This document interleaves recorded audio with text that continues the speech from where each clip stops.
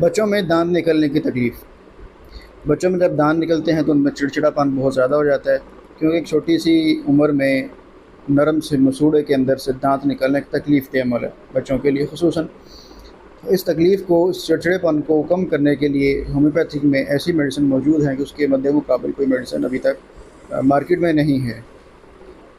उसके अंदर कैमोमिला, बिल्कुल ऐसे चिड़चिड़े बच्चे जो पखाने भी सब्ज़ करने लग पड़े और चिड़चिड़ापन भी हद तक हो, बहुत हद तक हो, और बस हर वक़्त गोद में उठाए रखो तो सुकून है, उतारो तो साथ ही वो रोना धोना शुरू कर देंगे। गुस्सा, चिड़चिड़ापन दोनों चीज़ें इसके अंदर आ जाती हैं।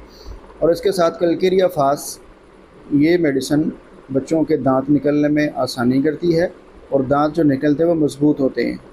ये दोनों मेडिसिन बच्चों को मिलाकर दें तो इंशाअल्लाह बहुत अफ़ाका होता है।